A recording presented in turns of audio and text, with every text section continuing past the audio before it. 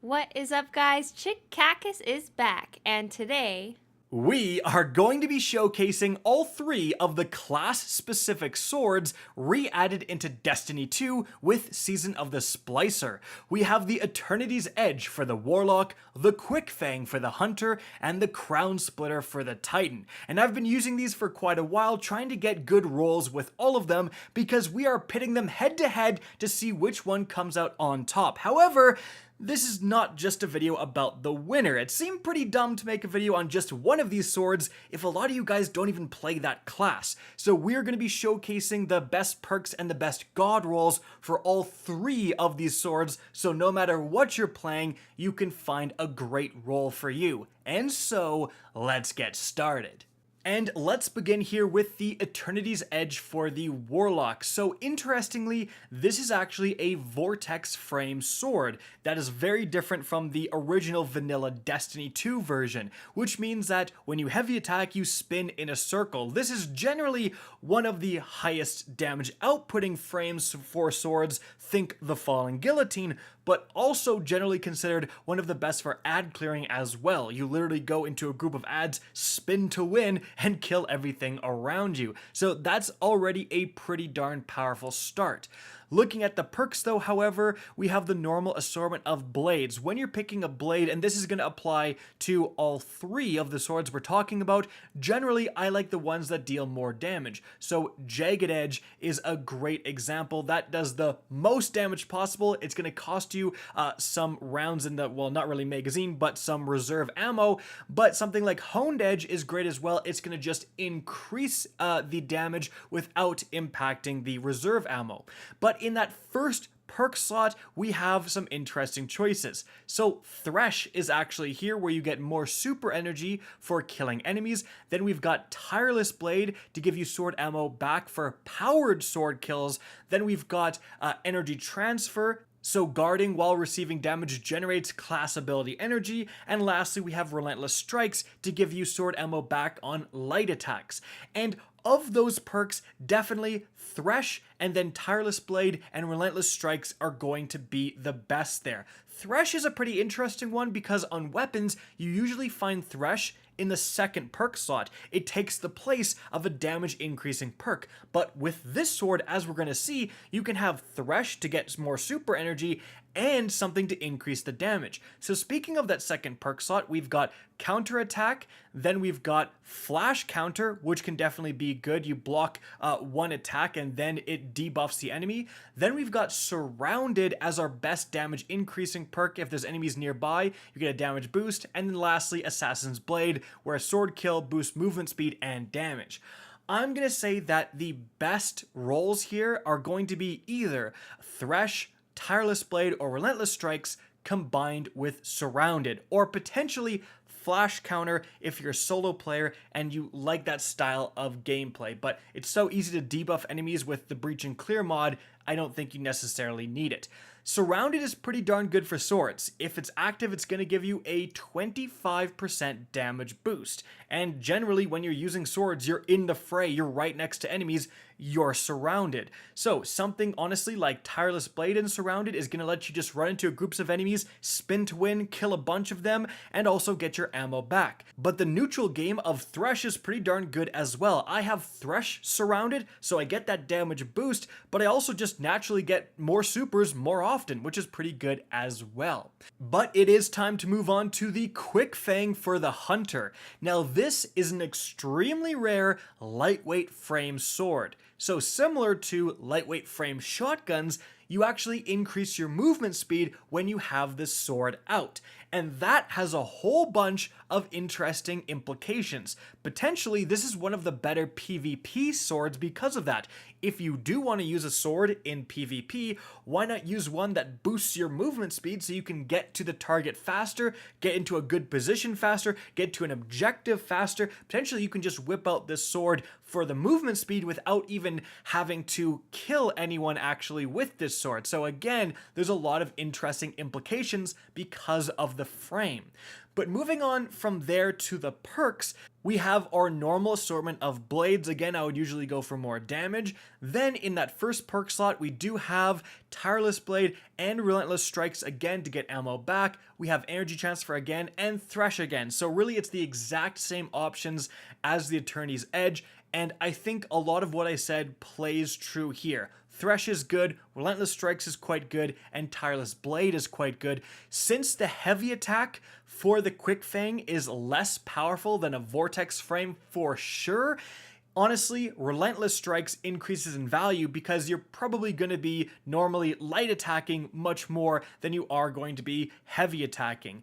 Then in that second category, we have Assassin's Blade again. We have On Guard, so quickly swapping to the sword does additional damage for a short period of time. That can be okay. We do have Flash Counter, which is good again. And then we have, for the first time ever on a sword, One for All. Hitting 3 separate targets increases damage for a moderate duration. And the role I have is actually Thresh plus One for All. So One for All has really impressed me as a PvE perk. Being able to just hit 3 different enemies and then get 10 seconds of a 35% damage increase is very valuable. In fact, One for All is as easy as, or almost easier to set up than Surrounded that we saw with the Eternity's Edge, but One for All gives an even bigger damage boost. And because of that, I really think you are going for One for All. So honestly, Relentless Strikes or maybe Thresh plus One for All is what I would consider the God roll. That is really the unique factor, the unique role for this sword that right now no other sword can get. And again, if you are using this for ad clearing or even bosses, like hitting 2 random ads and then going to a boss with a 35% damage increase, it makes this usually low powered sword, because the lightweight frames don't do as much damage, it brings its damage up and competitive with some of the other swords. However, if you want the PvP god roll, I think you're actually going for Assassin's Blade. So getting a kill gives you even more movement speed, so you can chase down your next opponent or get somewhere really fast. But it is time to move on from there to the Crown Splitter for the Titan. So this is actually an aggressive frame sword, and similar to the lightweight, this is extremely rare, and this is going to have unique swing animations, a unique heavy attack. Generally, you are swinging slower than any other sword, but you're doing more damage than any other sword as well. So looking at the perks, we've got the normal assortment of blades. Then in that first perk slot, we've got Relentless and Tireless Blades, again, both good. But then we actually have Flash Counter. Unlike the other 2 swords, it's here in the first perk slot. And that means you can provide its weaken debuff effect with a damage increasing perk. That's pretty darn spicy. And we end things off with Thresh. So frankly, everything in the first perk slot is good. Let's move on to the second perk slot. We've actually got Vorpal Weapon for increased damage against bosses, which can definitely matter with a sword. Then we've got the classic Whirlwind Blade. So rapid sword strikes increase this weapon's damage for a short duration. Guarding also ends the effect. This is generally considered one of, if not the best, damage increasing perk for swords. We've also got Surrounded, and we end things off with Counterattack. So what is the god roll? Well, frankly, I'd be happy with anything in the first perk slot and then Surrounded, but more so Whirlwind Blade or Vorpal Weapon. Generally, there's kind of 2 god rolls I would consider. The first one is the highest burst DPS god roll, and that would be Flash Counter plus Vorpal. You don't have to ramp up in damage with that. Vorpal provides its benefit right away, and you can block, debuff an enemy, and then Vorpal Slam for a ton of damage. Or if you want sustained DPS, you want Relentless Strikes plus Whirlwind Blade. And then Tireless Blade can be paired with either Vorpal or Whirlwind, or maybe even Surrounded if you just want to go around ad clearing with the heavy attack constantly. But frankly, you almost can't go wrong with this sword. Alright, now those are what I believe to be the god rolls of all 3 swords, but which one is best? Well, let's pit them head to head in terms of damage output against Callie. So first off, we have the Eternity's Edge. And I have a role with Surrounded, which, as we've said, is the best damage increasing perk you can get on this sword. But here's the thing. You can't really activate Surrounded consistently against Callie. So I'm just going to do a normal damage phase without this perk being active at all, and that gives me 317,000 damage within that time frame. Then, as you can see, if I was to go and attack the Thralls with and without the Surrounded, I get around 9,000 damage normally and almost 12,000 damage with Surrounded. It's a 25% damage increase, so all we really need to do is take that 317,000 damage and add 25%, it comes to 397,000 damage. So that's the damage I would have if Surrounded would be active. And the fact that we have to do this whole calculation kind of is the reason Surrounded isn't a top tier perk. It's great when it's active, but it's often not active in a lot of important scenarios. Moving on from there, we have the Quickfang. So this thing does have One for All, which again is going to give it the biggest damage increase. This was a little tricky to set up, but as you can see, we made it work. So Callie spawned next to where we were kiting ads. I quickly kill 2 of them and then start attacking Callie. And as you can see, One for All is active for a significant amount of time. And therefore, by the end, I have 351, almost 352,000 damage, and I think that's pretty respectable for the lowest damage per strike archetype, and that kind of shows the power of One for All. But lastly, we have the Crown Splitter, the highest damaging but slowest swinging. How will this do? Well, I've got my Whirlwind Blade version here, and my teammate actually has a Vorpal version. So we're testing those against each other here, and as you can see, Whirlwind Blade does come out on top with 435,000 damage, and Vorpal comes in second at 384,000 damage. And therefore, it seems pretty obvious that the Crown Splitter with Whirlwind Blade is capable of outputting the most damage. However, the story doesn't actually end there, because it turns out the new Energy Accelerant Artifact mod, which says your Dragonfly, Chain Reaction, and Firefly explosions deal more damage, for some reason works with the Crown Splitter. The heavy attack of the Crown Splitter creates kind of an explosion, and this must be coded as some sort of Firefly explosion.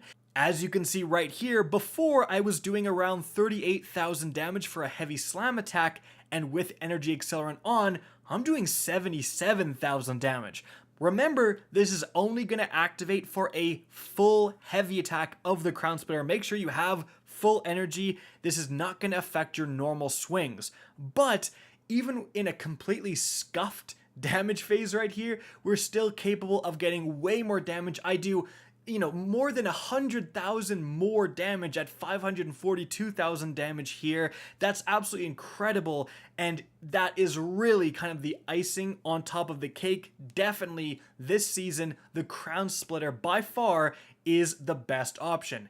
Now, if Energy Accelerant gets patched or goes away, definitely the Crown Splitter will still be the highest DPSing option. That combined with an extremely unique archetype that gives this weapon higher damage, heavy attacks than any other sword. So if you do get something like Tireless plus Vorpal, you just run up to every single yellow bar you see, slam the ground, and one-shot kill them, that's gonna really be fantastic. But Whirlwind's Blade, again, is how you get the most significant damage output.